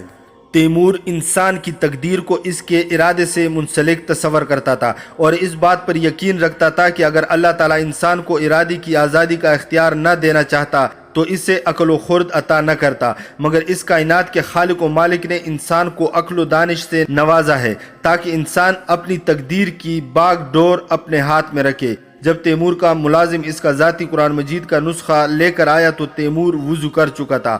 اس نے قرآن مجید کھولا اور اس کی نظروں کے سامنے یہ آیت آئی، بے شک ہم نے تجھے یعنی حضور صلی اللہ علیہ وآلہ وسلم کو ایک واضح فتح عطا کی۔ یہ سورۃ الفتح کی پہلی آیت تھی اور یہ وہی آیت ہے جسے پیغمبر آخر الزمان صلی اللہ علیہ وآلہ وسلم پر فتح مکہ سے قبل نازل کیا گیا۔ اس آیت کے ذریعے اللہ تعالیٰ نے آپ صلی اللہ علیہ وآلہ وسلم کو یہ خوشخبری دی تھی کہ آپ صلی اللہ علیہ وآلہ وسلم مکہ فتح کر لیں گے، اور ایسا ہی ہوا۔ اس آیت کے نازل ہونے کے بعد پیغمبر اسلام صلی اللہ علیہ وآلہ وسلم نے مکہ فتح کر لیا۔ آپ صلی اللہ علیہ وآلہ وسلم خانہ کعبہ کی طرف گئے اور مؤذن رسول حضرت بلال رضی اللہ تعالی عنہ سے کہا کہ خانہ کعبہ کے اوپر چڑھ کر اذان دے، اور اس وقت مکہ میں بسنے والوں نے پہلی بار اذان کی آواز سنی اور وہ لوگ گروہ در گروہ مسلمان ہو گئے۔ یہ آیت مبارکہ پڑھ کر جو کہ خوشی کی دلیل تھی، تیمور پر ایسا وجہ طاری ہوا کہ اس کا دل چاہا کہ خیمے سے نکل کر بلند آواز میں اذان دے، لیکن وہ جانتا تھا کہ ایک بے وقت کی اذان سے سپاہی اور فوج کے سردار پریشان ہو جائیں گے۔ تاہم اس کے بعد تیمور کو خود میں ایک نئی قوت اور نیا ولولہ محسوس ہونے لگا اور اس نے جان لیا کہ وہ ہر رکاوٹ پر قابو پا سکتا ہے اور کوئی بھی چیز اس کے اور فتح کے درمیان حائل نہیں ہو سکتی۔ تیمور اس حد تک وجد و حال میں کھو گیا تھا کہ کانوں میں پڑنے والی ایک بلند آواز بھی نہ سن سکا۔ اسی لمحے تیمور کے 2 سردار اس کے خیمے میں داخل ہوئے اور بتایا کہ ہندوستانیوں نے شہر کے جنوبی دروازے سے باہر نکل کر ہاتھیوں کے ساتھ ان پر حملہ کر دیا ہے۔ تیمور نے اپنے افسروں کو حکم دیا، جاؤ اور ہاتھیوں کے سامنے جس قدر زیادہ ممکن ہو سکے آگ جلا دو۔ ہاتھی آگ سے خوف کھاتے ہیں اور وہ آگ کی رکاوٹ پار کرنے کی جرت نہ کر سکیں گے۔ تیمور نے عبدال کلزئی سے کہا کہ وہ اپنے کلاب پھینکنے والے سپاہیوں کو ہاتھیوں کی طرف بھیجے، کیونکہ ان کے لیے کلاب کو استعمال کرنے کا بہترین موقع خود آ پہنچا ہے۔ تیمور نے بادشاہ غور کو یہ بھی ہدایت کی کہ اپنے سپاہیوں سے کہے وہ ہاتھیوں کی سونڈ پر کلاب پھینکے اور ہو سکے تو اسے کاٹ ڈالے یا پھر بری طرح زخمی کر دے۔ تیر اندازوں کو بھی حکم دیا کہ وہ ہاتھیوں کی سونڈ پر تیروں سے حملہ کرے۔ میں خود بھی فوجی چھاونی کا معائنہ کر کے وہاں پہنچ رہا ہوں۔ اس کے بعد تیمور نے اپنا جنگی لباس پہنا، سر پر آہنی خود جمایا اور گھوڑے پر سوار ہو گیا۔ اپنی تلوار، کلہاڑے اور تبر کا جائزہ لینے کے بعد تیمور چھاونی کا جائزہ لینے نکل پڑا۔ تیمور چھاونی کا جائزہ اس لیے لینا چاہتا تھا کیونکہ اس سے خدشہ تھا کہ ممکن ہے ہندوستانی دوسری طرف سے ان پر حملہ کر دیں۔ ملا اقبال اور محمود خلجی کے پاس بہت سے ہاتھی تھے۔ تیمور کو بتایا گیا کہ ملا اقبال کے پاس 2000 سے بھی زیادہ ہاتھی تھے۔ تیمور نے مبالغہ آرائی کے امکانات کے باوجود اندازہ لگا لیا تھا کہ ملا اقبال اور محمود خلجی سینکڑوں ہاتھی فراہم کر سکتے تھے۔ اپنی فوجی چھاونی کا معائنہ کرتے ہوئے تیمور نے فوج کے مختلف حصوں کے سرداروں کو حکم دیا کہ سپاہیوں کو شہر پر حملے کے لیے تیار کر دیں، کیونکہ شہر کے جنوبی دروازے کھلے ہیں اور وہ ان سے شہر میں داخل ہو سکتے ہیں۔ چھاونی کا معائنہ کرنے کے بعد تیمور جنوب کی سمت میں روانہ ہو گیا اور اس نے دیکھا کہ انہوں نے اس قدر آگ جلا رکھی تھی اور اس قدر مشغلے روشن کر دی تھی کہ رات میں دن کا گمان ہوتا تھا۔ وہاں تیمور کے سپاہیوں اور ہاتھیوں پر سوار ہندو سپاہیوں کے درمیان زوردار مقابلہ جاری تھا، مگر آگ ہاتھیوں کو آگے بڑھنے سے روکے ہوئی تھی اور تیمور کے تیر انداز بھی ہاتھیوں کو نشانہ بنا رہے تھے۔ تیمور نے دیکھا کہ کچھ ہاتھیوں کا اگلا حصہ خارپشت جیسا لگ رہا تھا کیونکہ ان کی سونڈ پر بہت سے تیر لگے ہوئے تھے۔ جب یہ لڑائی جاری تھی تو تیمور نے اپنے داماد اور افسر کراخان سے کہا کہ وہ فوج کے مختلف حصوں کے نگرانوں سے کہے کہ وہ 500 فدائین کو منتخب کرے جو سب کے سب خود تیمور کی زیر قیادت شہر میں داخل ہوں گے۔ اسی لمحے خدا کا کلام، بے شک ہم نے تجھے ایک واضح فتح عطا کی، تیمور کے کانوں میں گونج رہا تھا، اور تیمور کو قطعی یقین تھا کہ اگر وہ بھرپور کوشش کرے تو اسی رات شہر میں داخل ہو جائے گا۔ 500 فدائین جو سب کے سب آہنی لباس پہنے ہوئے تھے جمع ہو گئے۔ تیمور نے ان پر نظر ڈالی اور بولا، ہمیں شہر میں داخل ہونے کے لیے اس موقع سے فائدہ اٹھانا ہے۔ میں بذات خود تمہارے ساتھ لڑائی میں شریک ہوں گا اور تمہاری قیادت کروں گا۔ ہمارا کام یہ ہے کہ ہم شہر میں داخل ہونے والے دروازوں پر قبضہ کر لیں تاکہ شہر میں داخل ہونے کے لیے ہمارے سپاہیوں کا راستہ کھل جائے۔ اگر ہم شہر کے دروازوں پر قبضہ کرنے میں کامیاب رہے تو یہ زبردست کارنامہ ہوگا، دوسری صورت میں ہم سب ذبح کر دیے جائیں گے اور ہم میں سے کوئی بھی زندہ واپس نہ آ سکے گا۔ تیمور نے کراخان کو ہدایت کی کہ وہ زندہ رہے یا مارا جائے۔ اس سے شہر کے دروازے کھلتے ہی فوج کو لے کر شہر میں تیزی سے داخل ہونا اور مدافعین کا کلا کما کر دینا ہے۔ اس سے ماں سوائے مذہبی رہنماؤں، عالموں، صنعتکاروں اور شاعروں کے کسی پر ترس کھائے بغیر شہر پر قبضہ ہونے تک قتل عام کرنا تھا۔ اس کے بعد سپاہیوں کو بھی کھلی چھٹی دے دینی تھی کہ وہ شہر میں قتل عام کرے، لوٹ مار کریں، عورتوں کو باندیا اور نوجوانوں کو غلام بنا لے۔ کراخان سمجھ گیا کہ تیمور کو لڑائی کے لیے جانے سے روکنا بیکار ہے۔ فوج کی تمام تر ذمہ داریاں کراخان کو سونپ کر تیمور اپنے گھوڑے سے اتر آیا، کیونکہ وہ جانتا تھا کہ اگر وہ لوگ شہر پر گھوڑوں پر سوار ہوتے ہوئے حملہ کریں گے تو ان کے لیے آگے بڑھنا بہت مشکل ہوگا۔ ان کے گھوڑے ہاتھیوں سے خوفزدہ تھے اور مزید یہ کہ تنگ جگہوں پر گھڑ سواروں کی نسبت پیادہ سپاہی بہتر طور پر لڑ سکتا اور آگے بڑھ سکتا ہے۔ پھر تیمور نے ایک ہاتھ میں کلہاڑا اور دوسرے میں تلوار تامی اور اپنے 500 آہن پوش ساتھیوں سے کہا، چلو ہمیں مل کر آگے بڑھنا ہے۔ جس راستے سے انہیں جانا تھا وہ خالی نہ تھا اور اس کی کچھ جگہوں پر تیمور کے سپاہی ہندوستانی فوج کے ہاتھی سواروں سے لڑ رہے تھے۔ انہیں ان لوگوں کے پاس سے گزرنا تھا یا پھر ان کے گرد چکر کاٹ کر آگے بڑھنا اور شہر کے دروازوں تک پہنچنا تھا۔ تیمور اپنے دائیں بائیں کلہاڑا اور تلوار چلا رہا تھا اور 2 موقعوں پر اس کی تلوار نے 2 ہاتھیوں کی سونڈ کاٹی تو وہ پہلے اپنے گھٹنوں کے بل گرا اور پھر ایک طرف کو الٹتا چلا گیا اور اس پر سوار سپاہی نیچے آ گرا۔ وہ لوگ آگے بڑھتے رہے حتیٰ کہ ان کے اور دہلی شہر کے جنوبی دروازوں کے درمیان 70 فٹ سے بھی کم فاصلہ رہ گیا اور یہ راستہ ہاتھیوں سے پاک تھا۔ پھر گنی مونچوں والے ہندوستانی سپاہیوں نے ان کا راستہ روکنا چاہا۔ تیمور نے بلند آواز میں سورۃ الفتح کی وہی آیت بے شک ہم نے تجھے ایک واضح فتح عطا کی پڑھی اور ان ہندوستانیوں کی طرف جھپٹ پڑا۔ تیمور دونوں ہاتھوں سے تلوار اور کلہاڑے کے وار کر رہا تھا اور اس کے وار اس قدر طاقتور تھے کہ اس سے خود اپنی قوت اور زور بازو پر حیرانی ہو رہی تھی۔ تیمور اپنے اوپر پڑنے والی تلواروں اور نیزوں کی ضربوں کو ان کی آوازوں سے پہچان رہا تھا، کیونکہ یہ ضربیں اس کے آہنی لباس سے ٹکرا کر مخصوص آوازیں پیدا کر رہی تھی۔ اس جنگ کی گرمی نے تیمور میں اس قدر جوش و ولولہ بھر دیا کہ وہ نعرے لگانے لگا اور اس کے سپاہی بھی نعرے لگانے لگے۔ بڑی بڑی گنی مونچوں والے سپاہی ان کے سامنے ڈھیر ہوتے چلے گئے اور وہ لوگ قدم بقدم شہر کے دروازے سے نزدیک ہوتے چلے گئے۔ اس وقت تیمور کو اپنی جان کی کوئی پرواہ نہ تھی، مگر اس وقت وہ صرف ایک چیز کی طرف سے فکر مند تھا اور وہ یہ کہ کہیں ایسا نہ ہو ہندوستانی ان کے شہر کے دروازوں تک پہنچنے سے پہلے ہی انہیں بند کر دیں اور شہر میں داخل ہونے کا راستہ بند کر دیں۔ مگر ایسا نہ ہوا، کیونکہ تیمور اور اس کے ساتھی برق رفتاری سے دروازوں کی چوکٹ پر پہنچ گئے اور اس سے پہلے کہ ہندوستانی دروازوں کو بند کرنے کا سوچ پاتے، تیمور کے 500 فدائین اور ہندوستانیوں کے درمیان شہر کے دروازوں کے عین درمیان خوفناک جنگ چھڑ گئی۔ تیمور اور اس کے ساتھیوں نے وہاں موجود تمام ہندوستانیوں کو چیر کر رکھ دیا اور شہر میں داخل ہو گئے۔ تیمور کے پاس اتنا وقت نہ تھا کہ شہر کے دروازوں پر پہرے دار مقرر کر دیتا تاکہ وہ دروازوں کو بند کرنے سے روک سکے۔ یہ کرا خان کا کام تھا۔ وہ ان کے پیچھے پیچھے آ رہا تھا اور اس سے دروازوں پر پہرا بٹھانا تھا۔ دشمن کے دروازوں کے نزدیک فصیل کو دشمن سے پاک کرنا تھا اور شہر سے باہر موجود ہندوستانی ہاتھی سواروں کا کلا کما کرنا تھا۔ شہر میں داخل ہونے کے بعد تیمور اور اس کے سپاہی یوں آگے بڑھے جیسے کوئی چاقو دشمن کے دل کو چیرتا ہوا چلا جائے اور ان کے پیچھے کرا خان کی زیر قیادت فوج کے کئی دستے شہر میں داخل ہو گئے۔ شہر میں داخل ہو کر تیمور کی فوج کسی سیلاب کی طرح آگے بڑھی جو مختلف شاخوں میں بٹ کر مختلف اطراف میں پھیلتا پہلے کھلے راستوں کو پر کرتا ہے۔ تیمور کی فوج بھی مختلف شاخوں میں تقسیم ہو گئی اور ہر دستہ اصل دستے سے کٹے بغیر مختلف راستوں پر ہو لیا۔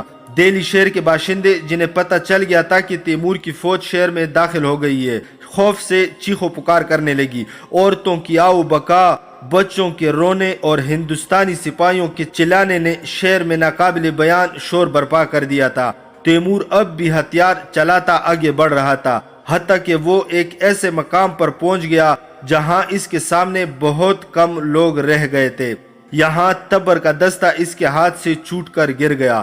تیمور نے حیرت کے مارے مشغل کی روشنی میں اپنے ہاتھ کی طرف دیکھا اور اس سے پتہ چلا کہ تبر کے دستے کا پھسلنا دراصل اس جمع خون کے باعث تھا جو اس ہاتھ میں بھر چکا تھا، مگر اس سے معلوم ہوا کہ اس کا پورا آہنی لباس خون میں نہایا ہوا ہے۔ یوں لگتا تھا جیسے اس نے خون کے تالاب میں غوطہ لگایا ہو اور پھر باہر نکل آیا ہو۔ تیمور نے رک کر ارد گرد نظر دوڑائی تاکہ دیکھ سکے اس کے نزدیک کون کون ہے۔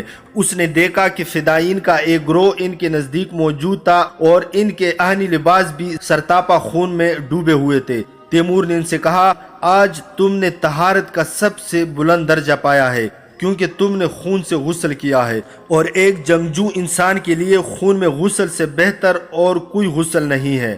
ان کے عقب میں فدائین کے گروہ کے مزید ساتھی بھی ان تک پہنچ رہے تھے اور ان کے پیچھے باقی سپاہیوں کے آنے کے آثار نظر آ رہے تھے۔ جس جگہ وہ لوگ ٹھہرے ہوئے تھے وہ شہر کا نسبتاً خاموش علاقہ تھا، تاہم نزدیکی علاقوں سے ہتھیاروں کے ٹکرانے اور نعروں کی آوازیں آ رہی تھی۔ اس وقت تک تیمور کو احساس نہ تھا کہ وہ زخمی ہو چکا ہے، مگر اس کی بائیں آنکھ پر ٹپکنے والی خون کی بوندوں نے اسے احساس دلایا کہ وہ آنکھ کی ابرو کے اوپر آہنی خود کے سرے کے نزدیک زخمی ہو چکا ہے۔ اب اس نے اپنے دیگر اعضاء کو بھی ٹٹولنا شروع کیا۔ تب اسے پتہ چلا کہ اس کی دونوں کوہنیاں بھی زخمی تھی اور اس کی ٹانگوں پر 5 مقامات پر زخم موجود تھے، جن میں سے کچھ تلوار کے واروں کا نتیجہ تھے اور بعض نیزوں کے۔ تیمور نے چلا کر کہا، جن لوگوں نے آج میرے ساتھ بطور فدائین حملہ کیا ہے وہ اپنی گنتی کرے۔ تاہم ان 130 میں سے کوئی بھی ایسا نہ تھا جو زخمی نہ ہوا ہو۔ تیمور نے اپنے ساتھیوں کو بتایا کہ اس کی بائیں آنکھ میں خون کے قطرے گرنے سے اسے ٹھیک سے دکھائی نہیں دے رہا اور وہ ایسی حالت میں جنگ جاری نہیں رکھ سکتا۔ پھر اس نے اپنے ساتھیوں کو ہدایت کی کہ اگر ان میں سے کسی کو ایسی حالت درپیش ہے تو وہ اس کے ساتھ چلے تاکہ مرہم پٹی کروا کر دوبارہ جنگ میں شامل ہو سکے۔ 17 فدائین جن کو زیادہ تعداد میں اور کاری زخم لگے تھے بڑھ کر تیمور کے پاس آ گئے اور باقی جنگ جاری رکھنے کے لیے آگے چلے گئے اور تیمور 17 سپاہیوں کے ساتھ مرہم پٹی کروانے چلا گیا۔ چونکہ تیمور نے فوج کی کمان اپنے داماد اور سردار کرا خان کے سپرد کر رکھی تھی، اس لیے وہ جنگ کے امور نپٹانے کے حوالے سے زیادہ فکر مند نہ تھا۔ اس کے ساتھ موجود سپاہی اسے مرہم پٹی کروانے کے لیے متعلقہ جگہ لے گئے۔ جب اس کا بدن ذرا ٹھنڈا ہوا اور اس سے آرام ملا تو پاؤں کے زخموں کی شدت اور زیادہ خون بہہ جانے کی وجہ سے وہ نڈال ہو گیا اور جلد ہی اس سے کوئی ہوش نہ رہا۔ شہر کے اندر مرہم پٹی والے مقام پر پہنچ کر تیمور کو ہوش آیا۔ تب اسے پتہ چلا کہ اس کے ساتھ چلنے والوں نے اسے بے ہوش پا کر اٹھا لیا اور جرا کے پاس پہنچایا۔ جب تیمور کو ہوش آیا تو اس نے دیکھا کہ اس کے سر پر نہ تو خود ہے اور نہ ہی وہ جنگی لباس پہنے ہوئے ہے اور اس کا سر اور ہاتھ پاؤں پٹیوں سے بھرے ہوئے تھے۔ دہلی کی فضا سرخ ہو رہی تھی اور جلنے کی بو تیمور کے دماغ تک پہنچ رہی تھی، جس سے پتہ چلا کہ شہر میں بہت زیادہ آگ لگائی گئی ہے۔ تیمور سمجھ گیا کہ کرا خان نے دانستہ آگ لگا رکھی ہے تاکہ مزاحمت کرنے والے جلد تسلیم ہو جائیں۔ تیمور نے اٹھنے کی کوشش کی مگر جرا نے اسے فوراً منع کرتے ہوئے کہا، اے امیر، اٹھنے کی کوشش نہ کرو اور نہ ہی اپنے بدن کو حرکت دو، ورنہ تمہارے زخموں کے منہ کھل جائیں گے اور ان سے دوبارہ خون بہنے لگے گا۔ پہلے ہی تمہارے بدن سے اتنا خون بہہ چکا ہے کہ اگر مزید بہا تو تمہاری موت واقع ہو سکتی ہے۔ اب تمہاری خوراک بالائی ہونی چاہیے تاکہ بہہ جانے والے خون کی کمی پوری ہو سکے۔ اگرچہ جرا نے تیمور کو ہلنے جلنے سے منع کر دیا تھا مگر وہ جنگ کی صورتحال سے بے خبر نہیں رہ سکتا تھا، چنانچہ ہر چند منٹ بعد جنگ کی صورتحال معلوم کرتا تھا۔ اسے بتایا گیا کہ اس کے سپاہیوں نے شہر کے تمام دروازے کھول لیے ہیں۔ تیمور نے انہیں حکم دیا کہ جب تک ملا اقبال اور محمود خلجی گرفتار نہ ہو جائیں شہر سے کسی کو فرار نہ ہونے دیا جائے۔ ان کے گرفتار ہونے کے بعد بوڑھوں، عورتوں اور بچوں کو شہر سے باہر نکلنے دیا جائے تاکہ جوان مردوں اور عورتوں کو غلام اور لونڈیا بنانے کے لیے روک لیا جائے۔ جنگ کا شور و غل جاری تھا، تاہم تیمور کمزوری کے سبب سو گیا۔ جب وہ بیدار ہوا تو اس نے دیکھا کہ دن نکل آیا تھا مگر شہر کی فضا میں اس قدر دھواں تھا کہ اس کی وجہ سے سورج کی روشنی مان پڑ گئی تھی۔ تیمور نے اپنے دائیں بائیں نظر ڈالی تو اسے معلوم ہوا کہ وہ اب بھی مرہم پٹی والے مقام پر ہے اور اس کے آس پاس کچھ زخمی سو رہے تھے اور کچھ دیوار کے ساتھ ٹیک لگائے بیٹھے تھے۔ تیمور کے لیے بالائی سے بڑا پیالہ لایا گیا تھا۔ معلوم ہوا کہ تیمور اس وقت سویا ہوا تھا جب جرا نے اس کے لیے بالائی لانے کا حکم دیا تھا۔ یہ بالائی شہر سے باہر ان کی چاونی میں تیار کی گئی تھی۔ تیمور نے اپنے ملازم کو حکم دیا کہ بالائی کا وہ پیالہ جو اس کے لیے تیار کیا گیا ہے اسے پاس ہی لیٹے زخمی سپاہی کو دے دے اور دوسرے سپاہیوں کی مدد سے وہاں موجود سپاہیوں کے لیے ایسی ہی بالائی لے کر آئے۔ وہ بولا، اے ہمارے امیر، ہم نے یہ خوراک خاص طور پر تمہارے لیے تیار کی ہے اور ہم سب کو بالائی نہیں کھلا سکتے۔ تیمور نے اسے کہا، جاؤ اور سپاہیوں کو میری طرف سے ہدایت کرو کہ زیادہ مقدار میں بالائی تیار کروائیں تاکہ ایسے تمام سپاہیوں کو یہ کھلائی جا سکے جن کا بہت سا خون ضائع ہو گیا ہے۔ پھر تیمور نے جرا سے کہا کہ وہ تمام سپاہیوں کو بتا دے ان سب کے لیے بالائی تیار کروائی جا رہی ہے۔ جب تمام زخمیوں کو پتہ چل گیا کہ وہ بھی صحت بخش غذا کھائیں گے تو تیمور نے اپنے پیالے سے ایک گھونٹ بھرا۔ ابھی وہ بالائی کھا رہا تھا کہ کرا خان اس کے پاس پہنچا اور بولا، ملا اقبال کو ہم نے ابھی گرفتار کر لیا ہے اور محمود خلجی تو سورج نکلنے سے پہلے ہی پکڑا گیا تھا۔ تیمور نے اس سے دریافت کیا، جنگ کی صورتحال کیا ہے؟ کرا خان نے جواب دیا، شہر میں کچھ مقامات پر اب بھی مزاحمت جاری ہے۔ تیمور نے کہا مزاحمت کرنے والوں کو ہندوستانیوں ہی کی زبانی منادی کرا کے بتاؤ کہ چونکہ ملا اقبال اور محمود خلجی گرفتار ہو چکے ہیں اس لیے ان کی مزاحمت بیکار ہے، اگر پھر بھی وہ اپنے ہتھیار نہ پھینکے تو انہیں قتل کر دیا جائے۔ قرا خان بولا چونکہ جنگ صبح تک جاری رہی اس لیے ہمارے سپاہی شہر میں لوٹ مار کرنے اور شہریوں کو گرفتار کرنے کا کام نہیں کر سکے، اگر تم اب حکم دو تو وہ شہر میں لوٹ مار کا آغاز کر دیں۔ تیمور نے کہا ہاں، تمام سپاہیوں کو کلی اجازت ہے کہ وہ جو بھی چاہے مال غنیمت سمجھ کر قبضے میں لے لیں اور جسے چاہے غلام بنا لے، تاہم یہ احتیاط کریں کہ مذہبی رہنماؤں، ہنرمندوں، علماء اور شعراء کو نقصان نہ پہنچائے۔ لوٹا گیا مال غنیمت اور تمام گرفتار کیے جانے والوں کو شہر سے باہر منتقل کر دیا جائے۔ قرا خان نے پوچھا اے امیر، کیا تم چاہو گے کہ ہم تمہیں ملا اقبال کے محل میں منتقل کر دیں؟ تیمور نے کہا میں اس وقت تک وہاں نہیں جانا چاہتا جب تک جنگ ختم نہیں ہو جاتی۔ قرا خان بولا میں نے یہاں کافی تعداد میں پہرے دار مقرر کر دیے ہیں تاکہ خدا نہ خواستہ کچھ سرفرے ہندو اس جگہ حملہ کر کے تمہیں قتل نہ کر ڈالیں۔ بہرحال ہندوستانیوں کی مزاحمت دوپہر تک ختم ہو گئی۔ تیمور کے لیے ایک تخت لایا گیا اور اسے ملا اقبال کے محل میں منتقل کر دیا گیا۔ دہلی کی گلیوں سے گزرتے ہوئے تیمور نے دیکھا کہ شہر سے اٹھنے والے دھوئیں نے آسمان کو تاریک کر دیا تھا، اس سے گلیوں میں بکھری لاشیں بھی نظر آئیں۔ تیمور کے سپاہی لوٹے گئے مال غنیمت کو شہر سے باہر منتقل کر رہے تھے۔ نوجوان مرد اور عورتوں کو پکڑنے کے بعد وہ ان کے ہاتھ پاؤں باندھ کر انہیں بھی شہر سے باہر لے جا رہے تھے۔ شہر کی فضا میں اس قدر دھواں بھر چکا تھا کہ تیمور کو سانس کے ساتھ دھواں اندر جاتا محسوس ہوا۔ دوپہر کے بعد دہلی میں کوئی شخص قتل نہ ہوا، نہ ہی کسی نے مزاحمت کی، کیونکہ وہ جان گئے تھے کہ ان کی مزاحمت بیکار ہے۔ تیمور 3 دن تک ملا اقبال کے محل میں رہا۔ 3 دن کے بعد دہلی کا آسمان جو اس وقت تک سیاہ دھوئیں میں چھپا ہوا تھا بالآخر صاف ہونے لگا اور تیمور کی کمزوری بھی کم ہو گئی۔ چوتھے روز تیمور کے ملازم نے گزشتہ 3 دنوں کی طرح بالائی سے بڑا پیالہ لا کر ان کے سامنے رکھا، لیکن جیسے ہی وہ واپس جانے کے لیے مڑا اس سے زبردست قے ہوئی اور اس کے پیٹ میں جو کچھ تھا نکل کر اسی پیالے میں آ گرا جو وہ تیمور کے لیے لایا تھا۔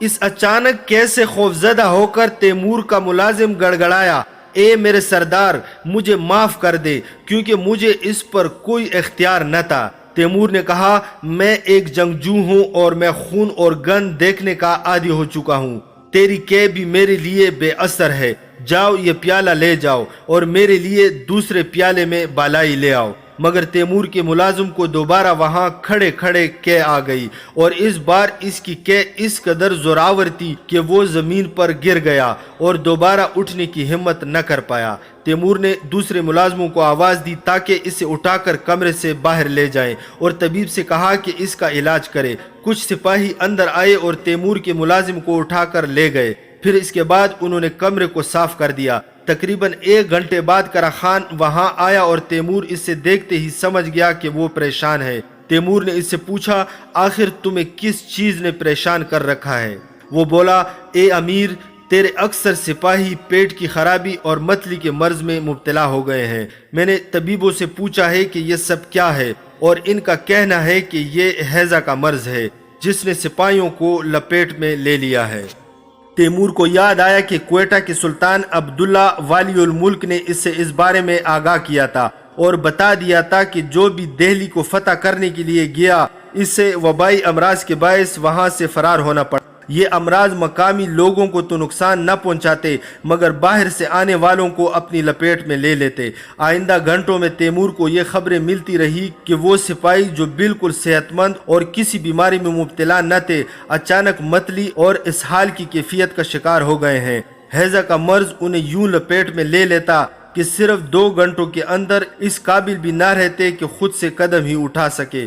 تیمور نے یہ خبریں لانے والے سرداروں سے دریافت کیا کیا مقامی لوگ اور گرفتار ہونے والے لوگ بھی ہیضہ کا شکار ہوئے ہیں یا نہیں۔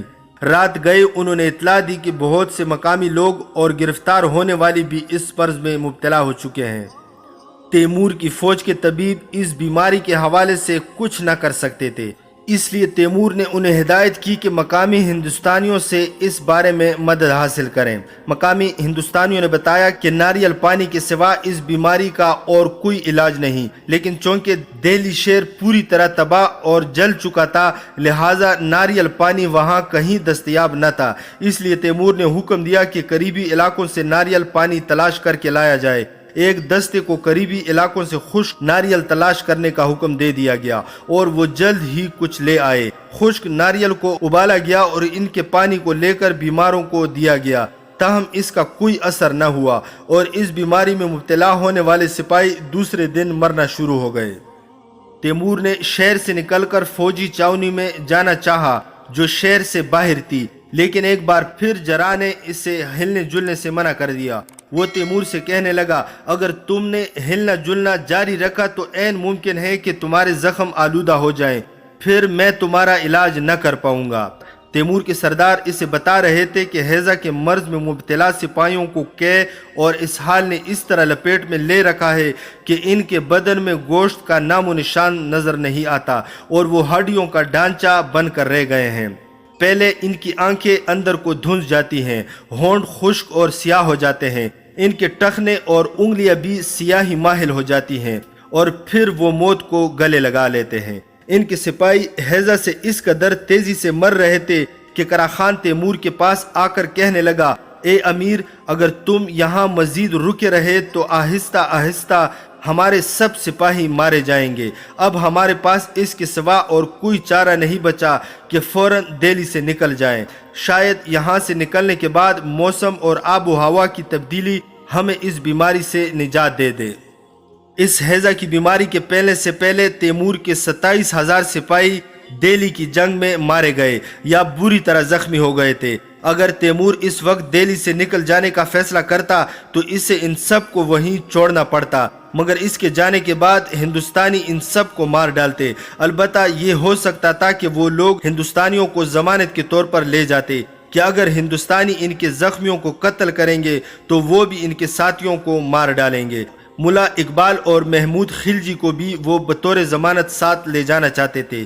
تیمور نے ان دونوں کے خزانوں پر قبضہ کر لیا تھا اور اس خزانے کو ساتھ لے جانے کے لیے انہیں کم از کم 2000 مال بردار جانوروں مثلا ہاتھیوں، گھوڑوں اور اونٹوں کی ضرورت تھی۔ ان دونوں کے خزانوں کا ایک حصہ سونے کی اشیاء پر مشتمل تھا اور دوسرا حصہ جواہرات پر مبنی۔ ان جواہرات میں ہیرے، لال، یاقوت اور الماس شامل تھے۔ اگر تیمور ان جواہرات کو ایران اور ماوراء النہر میں یکدم فروخت کرنا چاہتا تو ان ملکوں میں ان جواہر کی قیمتیں اتنی گر جاتی کہ سونے کے برابر آ جاتی۔ اس لیے تیمور نے یہی بہتر جانا کہ ان جواہرات کو اپنے پاس رکھے تاکہ اس کی اولاد میں منتقل ہو جائیں۔ چونکہ انہیں شہر کے اہم لوگوں میں سے کچھ کو بطور ضمانت لے جانا تھا، اس لیے تیمور نے کچھ برہمنوں کو اس کے لیے منتخب کیا۔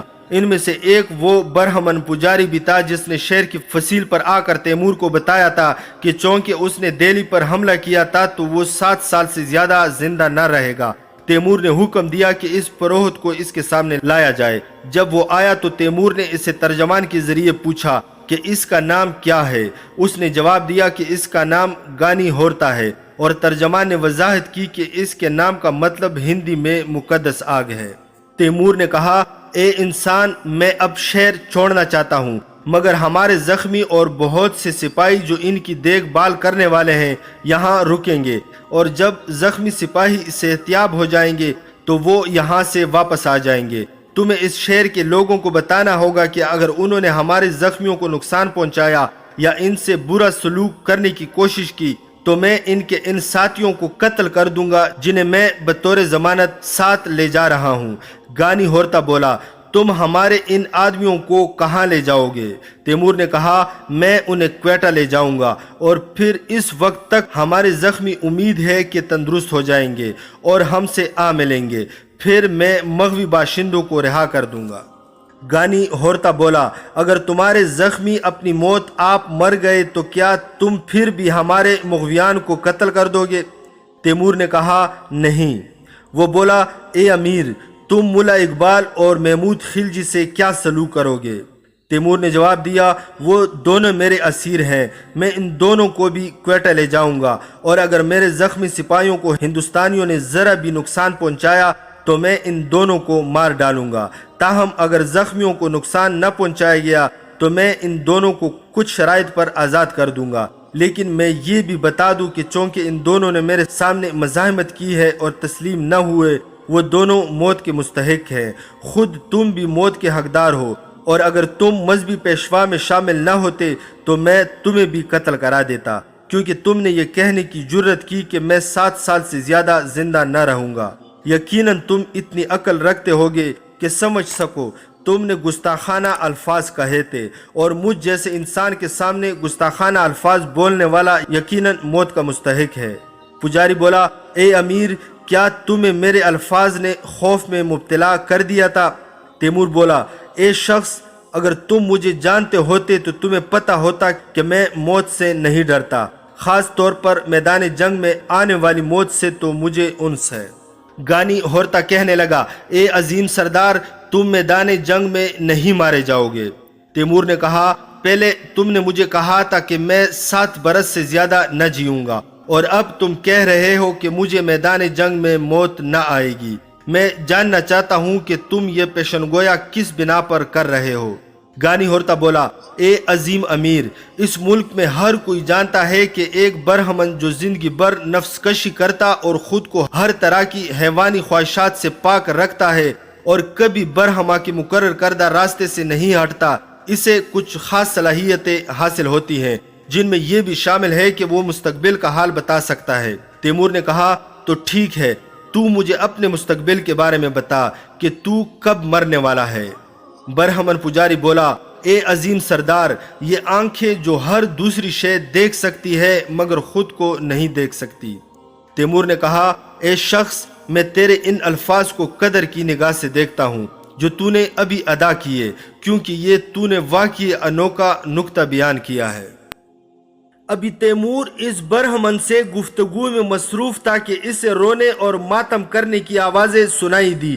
تیمور نے پوچھا، یہ کیسی آوازیں تھیں؟ اسے بتایا گیا کہ یہ پاریا لوگوں کی آوازیں ہیں جو اچھوت سمجھے جاتے ہیں اور جو مسلمان ہو گئے ہیں اور فریاد کر رہے ہیں کہ انہیں ہندوستان کے دوسرے حصوں میں منتقل کر دیا جائے۔ ان کا کہنا تھا کہ اگر انہیں یہیں چھوڑ دیا گیا تو ہندو انہیں مار ڈالیں گے، کیونکہ وہ اب مسلمان ہو چکے تھے۔ تیمور نے حکم دیا کہ پاریا لوگوں کو جنہوں نے اسلام قبول کر لیا ہے ہندوستان کے مسلم آبادی والے خطوں میں منتقل کر دیا جائے اور انہیں وہاں زمینیں دے دی جائیں تاکہ وہ وہاں گزر بسر کر سکیں۔ اسی روز تیمور نے سلطان کوئٹہ عبداللہ والی الملک کو خط لکھا اور اسے کبوتروں کے ذریعے روانہ کر دیا۔ خط میں تیمور نے اسے لکھا کہ کسی ایسے بڑے خطہ زمین کا بندوبست کر رکھے جو پاریا لوگوں کو دیا جا سکے، کیونکہ انہوں نے بڑی تعداد میں اسلام قبول کر لیا ہے، اور یاد رہے یہ زمین کھیتی باڑی کے لیے موزوں ہو۔ اس زمین کی قیمت تیمور ادا کرے گا۔ جب یہ نو مسلم لوگ اس زمین پر آباد ہو جائے تو ان کی مدد کی جائے اور انہیں زراعت وغیرہ کے لیے سہولیات دی جائے، اور ان سب پر جو اخراجات ہوں گے وہ سب تیمور برداشت کرے گا۔ جب کبوتر نامہ لے کر چلا گیا تو کراخان تیمور کے پاس آیا اور کہنے لگا، اے امیر، یہاں کیوں رکے ہو؟ اگر یوں ہی یہاں بیٹھے رہے تو ساری فوج تباہ ہو جائے گی۔ ہندوستانیوں کو یہ پتہ چل جائے گا کہ تیرے پاس مزید فوج نہیں ہے، تو پھر تم جانتے ہو کہ وہ تمہارے ساتھ کیا سلوک کریں گے، لہٰذا ہمیں آج ہی یہاں سے نکل جانا چاہیے۔ تیمور نے اس سے پوچھا، ہیضہ میں مبتلا سپاہیوں کا کیا کریں؟ کراخان بولا، وہ بھی زخمیوں کے ساتھ یہی رہیں گے، اور اگر صحتیاب ہو گئے تو ہم سے آ ملیں گے۔ تیمور جانتا تھا کہ اس راستے میں خوراک اور گھوڑوں کے لیے گھاس وغیرہ دستیاب نہیں ہے، کیونکہ جو کچھ تھا وہ انہوں نے دہلی جاتے ہوئے استعمال کر لیا تھا۔ اسی وجہ سے انہوں نے مہیا کردہ راشن لے جانے والے دستے بھی آگے روانہ کر دیے تاکہ وہ خوراک کا بندوبست کرنے کے لیے ارد گرد کے علاقوں سے اشیاء جمع کرے اور ان کے راستے والے علاقوں میں منتقل کر دے۔ تیمور کو یہ بھی معلوم تھا کہ وہ جب دلدل والے علاقے میں پہنچ جائیں گے تو خوراک کا بندوبست کرنے والے ان سے نہ مل سکیں گے، کیونکہ ایسی صورت میں وہ دلدل میں دھنس جائیں گے، لہٰذا ضروری تھا کہ فوج کے پہنچنے سے پہلے وہ راستے سے ہی خوراک تیار کر لیں۔ دہلی کو فتح کرنے کے بعد امیر تیمور واپس قلعہ لونے روانہ ہوا، جہاں اس نے اپنے بیٹے سعد وقاص کے بہیمانہ قتل کا بدلہ لینے کی تیاری کی۔ یہ دلچسپ اور پر اثر ویڈیو ہم پہلے ہی اپلوڈ کر چکے ہیں، جو قسط نمبر 17 کی صورت میں پلے لسٹ پر موجود ہے۔ ہماری آنے والی ویڈیو میں ہم انشاءاللہ ملک شام پر چڑھائی کے لرزاخیز واقعات پیش کریں گے۔ اگر آپ لوگ امیر تیمور یا مزید تاریخی اور حقیقی واقعات پر مبنی ویڈیوز دیکھنا چاہتے ہیں تو اس ویڈیو کے نیچے دیے گئے سرخ رنگ کے بٹن سبسکرائب کو دبا کر ساتھ میں لگے بیل کے نشان کو بھی دبا دیں، تاکہ ہماری ہر آنے والی نئی ویڈیو آپ کو بروقت اور فوری مل سکے۔